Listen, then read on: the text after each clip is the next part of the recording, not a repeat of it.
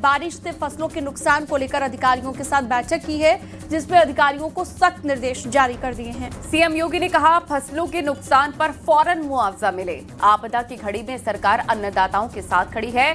24 घंटे में प्रभावितों को राहत पहुंचाई जाए। इसी से जुड़ी आपको रिपोर्ट दिखाते हैं।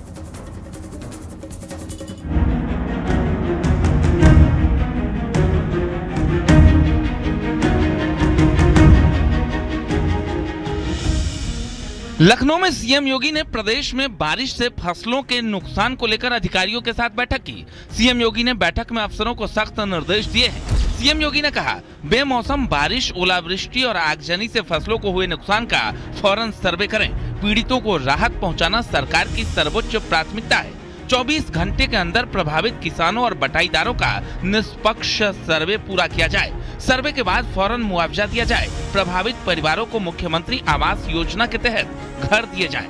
किसान बीमा योजना के तहत फौरन लाभ दिया जाए। दुर्घटना की चपेट में आने पर उसको तत्काल कंपनसेशन देने की व्यवस्था हम करते हैं। उसके लिए मुख्यमंत्री कृषक दुर्घटना बीमा योजना के अंतर्गत हम उसे 5 लाख रुपए की धनराशि तत्काल उपलब्ध करवाते हैं पीड़ित परिवार को।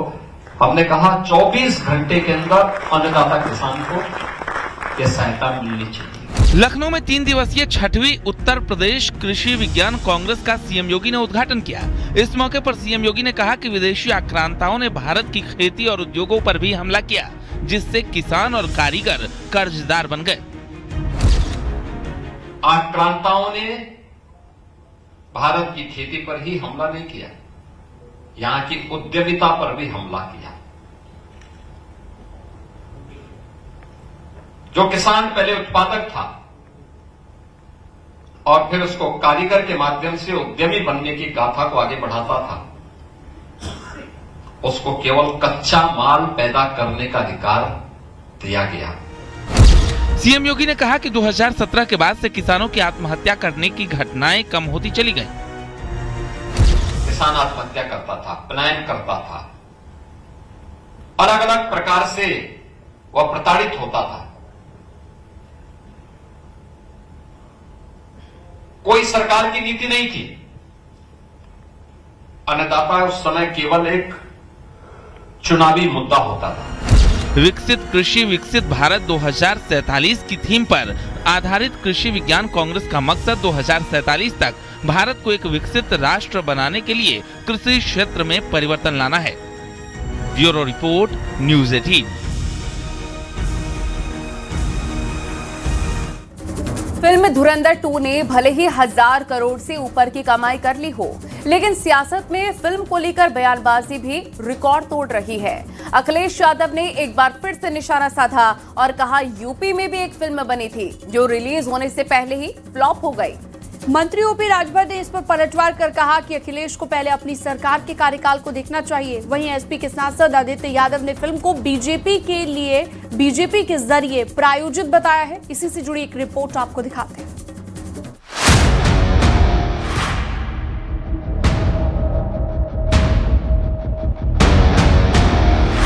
एसपी अध्यक्ष अखिलेश यादव ने फिल्म धुरंधर 2 को लेकर एक बार फिर बीजेपी पर निशाना साधा है।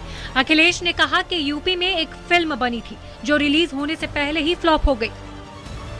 उत्तर प्रदेश में जो फिल्म बनी थी एक रिलीज से पहले ही फ्लॉप हो गई और नया एक क्या बोले आपको किरदार आए हैं। नए तो नहीं, वो पुराने हैं। धुआंधर, अगर मैं कहूँ धुआंधर तो बहुत तो आप समझ रहे होंगे धुआंधर क्या है मामला। आपने वो बताना नहीं है, क्योंकि हर दिन उत्तर प्रदेश में गांजा पकड़ा जा रहा है और मुझे तो ये लगता है कि नई ओटीटी सीरीज गांजागंज पे भी बनेगी। कैबिनेट मंत्री ओम प्रकाश राजभर ने अखिलेश पर पलटवार कर कहा कि जो लोग खुद को लोकतंत्र का रक्षक बताते हैं, उन्हें पहले अपने कार्यकाल का हिसाब देखना चाहिए। रक्षक है कि भक्षक है, आप उठा के देखिए। उन्हीं के खाली अखिलेश जी के 5 साल के कार्यकाल, मुजफ्फरपुर में दंगे हो रहे थे, लोग गांव छोड़ के पलायन कर रहे थे और ये सफाई में बैठ के नाच देख रहे थे। एज मुख्यमंत्री यही काम होता है मुख्यमंत्री का। 1000 से ज्यादा दंगे हुए सपा के शासन में 5 साल में। एसपी सांसद आदित्य यादव का कहना है कि धुरंधर जैसी मूवी का निर्माण प्रयोजित ढंग से किया गया। बीजेपी बहुत कुछ प्रस्तावित करने में माहिर है। ये सब प्रायोजित चीजें हैं, सिर्फ पिक्चर ही नहीं, आज की तारीख में इस देश के अंदर घटनाएं भी प्रायोजित कराई जा रही हैं भारतीय जनता पार्टी के द्वारा। जब चुनाव होता है तब पुलवामा जैसा हमला कराया जाता है और इस देश का प्रधानमंत्री पहली बार इतिहास में हुआ होगा कि शहीदों के नाम पे वोट की अपील कर रहा हो। फिल्म धुरंधर 2 को लेकर सियासत थमने का नाम नहीं ले रही और बीजेपी और एसपी में वार पलटवार जारी है। Bureau report, news 18, Uttar Pradesh, Uttarakhand. Moradabad से एसपी सांसद रुचि वीरा ने विवादित बयान दे दिया है। रुचि वीरा ने आरएसएस को देश के लिए नासूर बताया और कहा कि आरएसएस पर प्रतिबंध लगना चाहिए।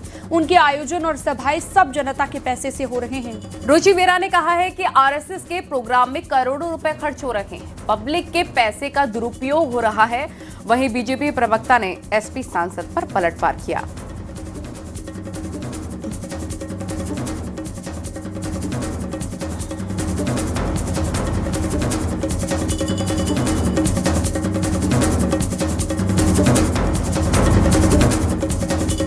देखिए, आरएसएस तो नासूर है देश के लिए, इस पे प्रतिबंध लगना चाहिए। देखिए, आप देख ही रहे हैं उनके जो आयोजन हो रहे हैं, जो सभाएं हो रही हैं, वो इतनी बिना जनता के पैसे के थोड़ी हो रही हैं। जनता के पैसे से करोड़ों करोड़ों रुपए में सभा हो रही है, तो ये जनता के पैसे का दुरुपयोग हो रहा है। विकास कार्य पे लगना चाहिए जनता का पैसा, अस्पताल बनने चाहिए, कॉलेज बनने चाहिए और जो भी विकास कार्य है वो होने। आरएसएस पर बयान देकर रुचि वीरा केवल सस्ती लोकप्रियता या एक वर्ग विशेष की वोट हासिल करने का हथकंडा बनाना चाह रही हैं। उनकी योजना केवल यही है कि आरएसएस को आलोचना करें, जिससे उनको एक सहानुभूति मिलेगी, परंतु ऐसा नहीं होना है। रुचि वीरा जी अंतर्मन में झांक कर देखें कि वो भाजपा के सहयोग से भी मंत्री बनी है। आरएसएस के बयानबाजी कर कर वो अपनी कुंठा मिटा रही हैं। और हाईकोर्ट बार एसोसिएशन ने सीएम योगी को चिट्ठी लिखी है। प्राइवेट स्कूलों की मनमानी पर कड़ा ऐतराज जताया है। सिलेबस बुक की कीमतों में हर साल मनमानी बदलाव और फीस बढ़ोतरी का मुद्दा भी उठाया। हाईकोर्ट बार एसोसिएशन की शिकायत से अभिभावकों में भी अब उम्मीद जगी है कि सरकार इस दिशा में ठोस कदम उठाएगी और उन्हें राहत मिलेगी। इसी से जुड़ी रिपोर्ट आपको दिखाते हैं।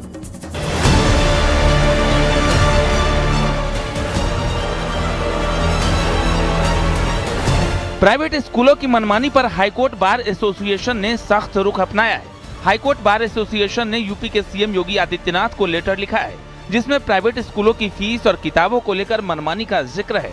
इसके खिलाफ एक्शन की मांग की गई है। किताबों की कीमतों के लिए सख्त नियम बने, किताबें खरीदने के लिए बाध्य करने पर रोक लगे, किताबों में 5 साल तक बदलाव न किया जाए, हर साल नई किताबों की प्रथा पर रोक लगे, नियमों के उल्लंघन पर स्कूल पर कड़ा एक्शन हो, अभिभावकों के हितों के लिए मॉनिटरिंग सिस्टम हो। सीएम योगी से इस मामले में फौरन हस्तक्षेप की मांग की गई है। ये अनजस्ट एनरिचमेंट नहीं होना चाहिए कि हम कपड़े में, टाई में, मोजे में, जूते में, किताबों में हम पैसा कमाएंगे, और ये हमको अनुचित लगा, इसलिए हम लोगों ने ये पहल की है। एजुकेशन का व्यवसायीकरण जो है, इस पे लगाम होनी चाहिए, ये रुकना चाहिए, क्योंकि इस व्यवसायीकरण से जो राइट टू एजुकेशन हमारा फंडामेंटल राइट है, ये हमारे ख्याल से बहुत बुरी तरह से प्रभावित हो रहा है। वहीं कांग्रेस नेता प्रमोद तिवारी ने बार एसोसिएशन के पत्र का समर्थन किया। उन्होंने कहा कि इससे अभिभावकों पर आर्थिक बोझ कम होगा। बार एसोसिएशन के इस प्रस्ताव से इस दुख दर्द से मैं अपने को जोड़ता हूँ।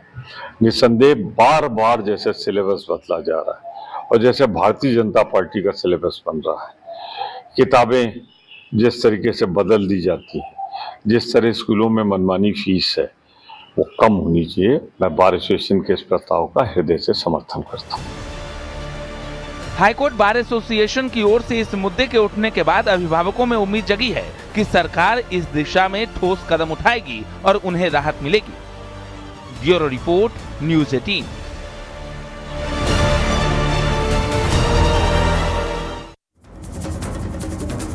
मिर्जापुर में जल निगम के अधिकारियों पर बीजेपी विधायक रत्नाकर मिश्रा भड़क गए और उन्होंने कहा कि बगैर लात खाए काम नहीं होगा, तुमको बंद करेंगे, डंडा मारेंगे और तभी काम करोगे। बाद में अपने बयान पर सफाई देते हुए विधायक ने कहा कि वो जनता के हित में किसी भी हद तक जा सकते हैं। अगर जनता बिन पानी के तरस मरेगी तो अधिकारी कैसे सुरक्षित रहेंगे, उन पर सख्त एक्शन होगा। देखिए। मिर्जापुर में बीजेपी विधायक रत्नाकर मिश्रा जल निगम के अधिकारियों पर भड़क गए। बीजेपी विधायक ने कहा, बिना लात खाए काम नहीं हो रहा है, अब हम बंद करके डंडा से मारेंगे। एसडीएम भी मौके पर मौजूद थे। वो बना हुए कि क्या हो गए? हाँ, बुकरा दिक्कत है, बिना लात खाए यहाँ आता है पानी। प्रधानों को कहता नहीं होगा, पब्लिक भी कहता था। एडीएम साहब देखिए, लोग अब गलत कर रहे हैं, नहीं कर रहे हैं। हाँ, इसे पूछ कर रहे हैं चले कि किस काम में कहिए मत चले। अरे बंद करके डंडा से मारे तो भयती है। अरे क्या पूछे? अरे पानी नहीं आ रहा, कनेक्शन से क्या मतलब है? हाँ, कनेक्शन हो गया है एक कायदे से। 22 तारीख भरे में कुल हमें सही मिले, नहीं तो खैरियत न रहे, हम बता देते। बीजेपी विधायक ने बाद में अपने व्यवहार पर सफाई दी। उन्होंने कहा, जनता के हित में वह किसी भी हद तक जा सकते हैं। जनता के हित के लिए मैं किसी हद तक जा सकते हैं। अगर जनता पानी बिना तरस कर मरेगा तो क्या अधिकारी सुरक्षित रहेंगे? कोई भी रहेगा। मैं जनहित में हर हद तक जाकर मैं कार्रवाई कराने का काम करेंगे।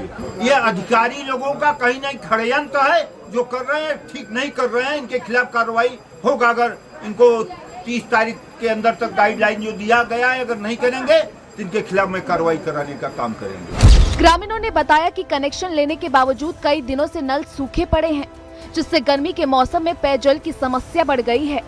विधायक के इस सख्त रुख के बाद जल निगम के अधिकारियों में हड़कंप मच गया। वहीं आपको बता दें, मिर्जापुर में नेवड़िया घाट पर बना अस्थायी पीपा पुल का उद्घाटन 15 दिन पहले बीजेपी विधायक रत्नाकर मिश्रा ने किया था, जो अब बह गया है। बीजेपी विधायक रत्नाकर मिश्रा ने इसमें अधिकारियों को आड़े हाथों लिया है, लेकिन सियासत भी जारी है। Bureau report, news 18, UP Uttarakhand.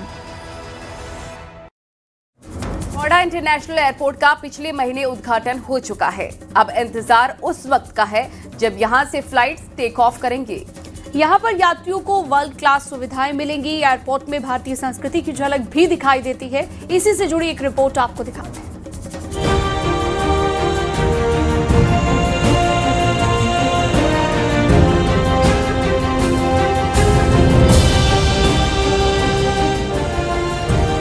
Noida international airport, जो यूपी की विकास को नई रफ्तार देने के लिए तैयार है। हाल ही में पीएम मोदी ने एयरपोर्ट का उद्घाटन किया था। अब हवाई सेवा के शुरू होने का बेसब्री से इंतजार हो रहा है। ये केवल एक एयरपोर्ट नहीं है, बल्कि उत्तर भारत की कनेक्टिविटी और विकास की रफ्तार को तेज करने वाला है। यहाँ यात्रियों को वर्ल्ड क्लास सुविधाएं दी जाएंगी, जिससे यात्रियों को इंटरनेशनल स्टैंडर्ड वाला अनुभव मिलेगा। यात्री टर्मिनल से रनवे तक सब तैयार है। कहा जा रहा है कि एयरपोर्ट पर एंट्री से लेकर बोर्डिंग तक सिर्फ 20 मिनट लगेंगे। डिजिटल यात्रा, ऑनलाइन चेक इन से लेकर सेल्फ बैगेज ड्रॉप और बायोमेट्रिक बोर्डिंग पास को परखा जा रहा है। जो आप स्टैंडर्ड ऑपरेशन देखते हैं कि आप सीधे यहाँ पर एंट्री की, आपने यहाँ से अपना बोर्डिंग पास लिया, लगेज ड्रॉप किया और लगेज ड्रॉप करने के बाद आप सीधे वो डोमेस्टिक गेट जो अंतर्राज्यीय द्वार देख पा रहे हैं उनसे एंट्री लेंगे, सिक्योरिटी चेक कराएंगे और एरो ब्रिज के माध्यम से अपने हवाई जहाज से आप अपनी डेस्टिनेशन पहुंच सकते हैं। पहले फेज में एक टर्मिनल बिल्डिंग के पास 10 एरो ब्रिज इंस्टॉल किए गए हैं। एयरपोर्ट टर्मिनल बिल्डिंग 1,38,000 वर्ग मीटर में बनकर तैयार हुई है। 28 हवाई जहाजों के पार्किंग की व्यवस्था है। 1 घंटे में 60 प्लेन टेक ऑफ और लैंड कर सकेंगे। ये टर्मिनल देखेंगे, बैक एरिया है, इसको एप्रेन एरिया बोलते हैं। T1 टर्मिनल पूरी तरीके से बनकर तैयार हो गया है और ये 10 एरो ब्रिज हैं जो पूरी तरीके से इंस्टॉल कर दिए गए और यहीं पर प्लेन लगेंगे, जहां से जो यात्री हैं वो यहाँ पर अपने प्लेन पर बैठेंगे और अपने डेस्टिनेशन को जाएंगे। नोएडा इंटरनेशनल एयरपोर्ट के पहले चरण में 3,900 मीटर लंबी और 45 मीटर चौड़ा रनवे है। दूसरी हवाई पट्टी टर्मिनल की दक्षिण दिशा में बनाई जाएगी। इस रनवे की लंबाई 4150 मीटर होगी। कार्गो टर्मिनल 80,000 स्क्वायर मीटर में बना है, जिसकी क्षमता 2.5 लाख टन होगी। देश का पहला MRO सेंटर 40 एकड़ में बनकर तैयार होगा, जहां प्लेन के मेंटेनेंस और रिपेयरिंग का काम होगा। उद्घाटन के बाद अब तेजी से एयरपोर्ट के बचे हुए कार्यों को पूरा किया जा रहा है, जिससे बहुत जल्द यहां से उड़ान सेवा बहाल हो जाएगी। Bureau report, news 18 UP Uttarakhand. और चले आगे बढ़ते हैं। एक ट्वीट और पाकिस्तान की पोल खुल गई। पाकिस्तान के पीएम शहबाज शरीफ के एक पोस्ट ने अब ये सवाल खड़ा कर दिया है कि क्या पाकिस्तान की सरकार खुद फैसले लेती है या सिर्फ स्क्रिप्ट पढ़ती है। पूरी कहानी क्या है, आपको इस रिपोर्ट में दिखाते हैं।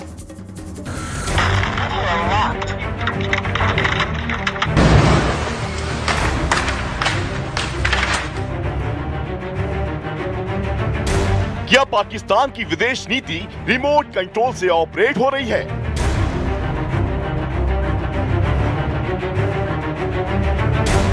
क्या पाकिस्तान में सरकार भी किसी के इशारे पर चल रही है?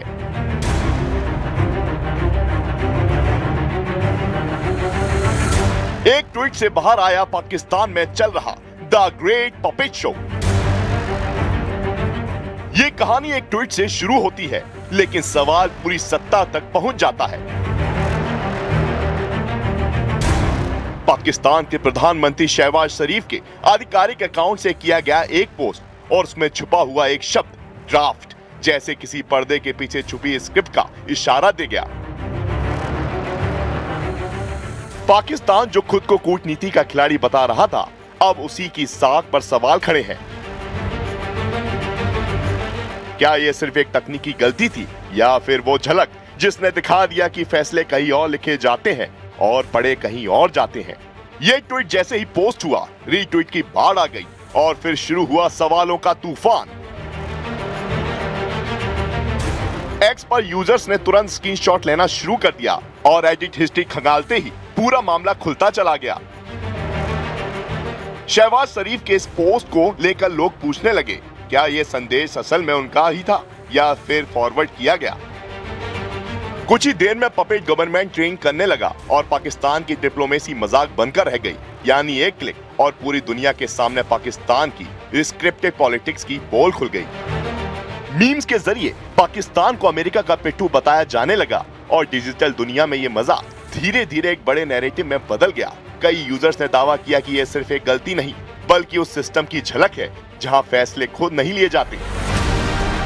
यही नहीं, ड्राफ्ट में पीएम को पाकिस्तान पीएम यानी किसी तीसरे व्यक्ति की तरह संबोधित किया गया। जानकार बताते हैं कि कोई भी व्यक्ति अपने खुद के नोट्स में अपना पद इस तरह नहीं लिखता। यही बात पूरे विवाद का सबसे बड़ा आधार बन गई। अब चर्चा सिर्फ एक ट्वीट की नहीं रही बल्कि पाकिस्तान की नीति निर्माण प्रक्रिया पर आ गई। क्या फैसले इस्लामाबाद में बनते हैं या सिर्फ मंजूरी वहां से मिलती है? और अगर स्क्रिप्ट बाहर से आती है तो क्या ये डिप्लोमेसी है या फिर एक रिमोट कंट्रोल सिस्टम?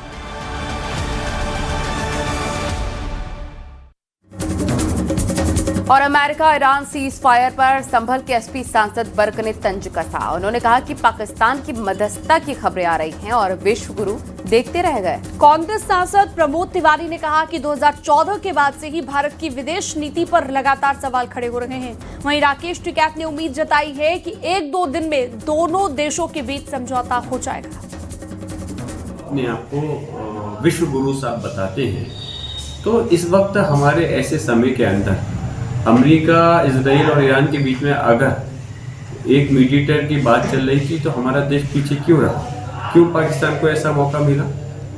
तो इसमें हमें खुशी तब होती जब इस चीज़ को युद्ध विराम कराने में या सीज फायर कराने के अंदर हमारे मुल्क का हाथ होता। लेकिन अफसोस है कि इस उसमें पाकिस्तान ने इस चीज़ को कराया। तो इस चीज़ से एक सवाल ये भी उठता है, पाकिस्तान तो एक ऐसा देश है जो आतंकवाद की नर्सरी है, जिसके आतंकवाद का सबसे बड़ा शिकार भारतवर्ष, और वो शांति दूत बन के बैठ गए। और हमारे स्वघोषित, जिन्हें भाजपा ने कर रखा है, आदरणीय प्रधानमंत्री मोदी जी यहीं दिल्ली से देखेंगे। और इस्लामाबाद में मैं मानता हूँ ये भारत सरकार की विदेश नीति के लिए कलंकपूर्ण दिन होगा जिस दिन ऐसा कुछ होगा। होवेई का समझौता है भाई, जिस तरह से आया है तो समझौता होना चाहिए, हो जाएगा, एक आधे दिन में हो जाएगा, होना चाहिए। अप्रैल का महीना है लेकिन गर्मी का अता पता ही नहीं है। मौसम ने पूरी तरह से करवट ले रखी है। पहाड़ से लेकर मैदान तक तापमान में गिरावट दर्ज की जा रही है। उत्तराखंड के ऊंचाई वाले इलाकों में लगातार बर्फबारी भी हो रही है। आपको रिपोर्ट दिखाते हैं।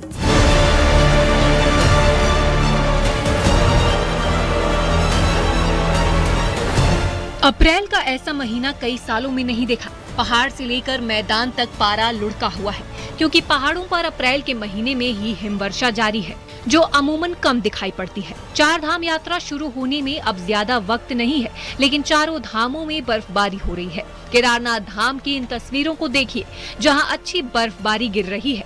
सुबह से हो रहे हिमपात से धाम में कई फीट बर्फ जम गई है। पूरी केदार घाटी में कड़ाके की ठंड पड़ रही है। ऐसा लग रहा है मानो दिसंबर जनवरी का महीना चल रहा हो। 22 अप्रैल से केदारनाथ के कपाट खुलने वाले हैं। केदारनाथ में यात्रा की तैयारी भी चल रही है, लेकिन बार बार हो रही बर्फबारी की वजह से काम प्रभावित हो रहे हैं। प्रशासन को काफी दिक्कतों का सामना भी करना पड़ रहा है। उत्तरकाशी में भी मौसम बदला हुआ है। यमुनोत्री धाम में लगातार बर्फबारी हो रही है।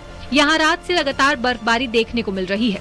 यमुनोत्री धाम के कपाट खुलने में अब महज कुछ दिन बचे हैं, लेकिन खराब मौसम से तैयारियों पर असर पड़ रहा है। गंगोत्री धाम का भी यही नजारा है। बर्फबारी से हर तरफ सफेदी दिख रही है। पेड़ बर्फ से सफेद हो गए हैं। बर्फबारी से पूरे इलाके में जबरदस्त सर्दी पड़ रही है। बद्रीनाथ धाम में भी बर्फ पड़ी है। चोटियों पर जमी बर्फ देखी जा सकती है। मौसम विभाग ने बारिश और बर्फबारी का पूर्वानुमान जताया था। मौसम विज्ञान की तरफ से अगले कुछ घंटों में चमोली, रुद्रप्रयाग, टिहरी में हल्की बारिश का अलर्ट जारी किया है। Bureau report, news 18, Uttar Pradesh, Uttarakhand. और नोएडा में पानी में डूबने से एक स्टूडेंट की मौत हो गई। एमिटी यूनिवर्सिटी के 4 छात्र हिमांशु, व्यास, कृष और हर्षित मौज मस्ती करने के लिए गए थे। परीक्षा अच्छी जाने के बाद गहरे पानी के पास बैठकर पिकनिक मनाने लग गए और इसी दौरान पास के एक गहरे गड्ढे भरे पानी में वो नहाने के लिए कूद गए। जो हर्षित नाम का छात्र था, अचानक से गहराई में फंस गया, डूबने लगा। दोस्तों ने उसे निकालने की पूरी कोशिश की, लेकिन नाकाम रहे। इस हादसे में हर्षित की डूबकर मौत हो गई है। घटना नोएडा के सेक्टर 94 की है।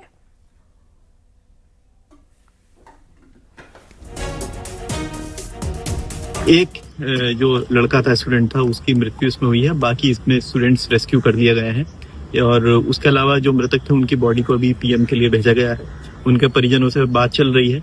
इसके अतिरिक्त जो प्रथम दृष्टया चीजें सामने आई हैं वो ये आई हैं कि इनका एग्जाम आज खत्म हुआ था। उसके बाद ये लोग पिकनिक मनाने के लिए यहाँ आए थे और यहाँ पे पार्टी कर रहे थे। उसके बाद ये दुर्घटना घटित हुई। बाकी विधिक कार्रवाई हमारे द्वारा कर दिया गया। उम्र क्या थी उन लड़के जो डूबा है? ये 23 साल बताई जा रही है। बाकी डिटेल्स हम अभी इस पे गड्ढा किस चीज का है?